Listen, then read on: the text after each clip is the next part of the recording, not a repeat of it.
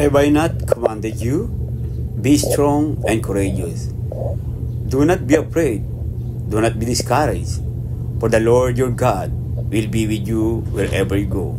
Joshua chapter 1 verse 9. Magandang umaga po sa inyong lahat mga kapatid. And today, nandito na naman tayo pang umarap sa panibagong araw ng ating buhay.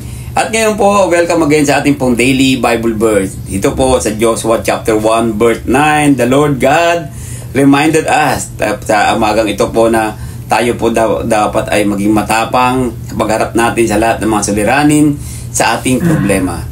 Sa buhay na ito, umaharap po tayo.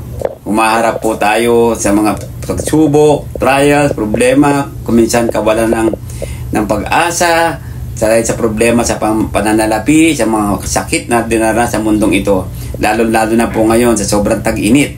Kaya po, dito po sinabi ng Panginoon Diyos sa atin, huwag po tayong manghina, huwag po tayong panghinaan ng loob, sapagkat kasama natin siya saan man tayo pumaroon. Kung tayo po ay mananatili na tapat sa Kanya.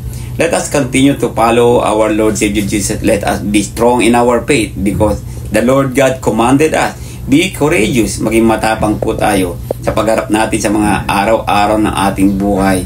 Tandaan natin, kailanman hindi po tayo pababayaan ng ating Panginoon Diyos. Kaya po, sa umagang ito, dito po sa Joshua chapter 1 verse 9, the Lord God is reminded us na be courageous. And He commanded us na maging matapang tayo sa pagharap natin sa problema sa buhay. Lalo-lalo na ang pagsubok na ating dinaranas sa mundong ito. Kaya po, ang ibig sabihin ng pagiging matapang ay patuloy po tayong i-deny ang ating mga buhay at ang ating sarili.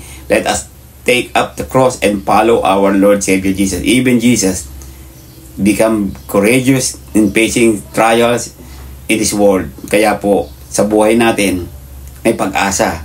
Sa buhay natin, nandyan po ang Panginoon. Ang Panginoon kailanman, hindi tayo pababayaan at hindi tayo iwan kung patuloy po tayo na mananatili sa Kanya at sumusunod ng may pusong mapagkumbaba. Magandang umaga po sa inyong lahat muli mga kapatid. Ito po ang inyong lingkod, si Brother Danny De Vera.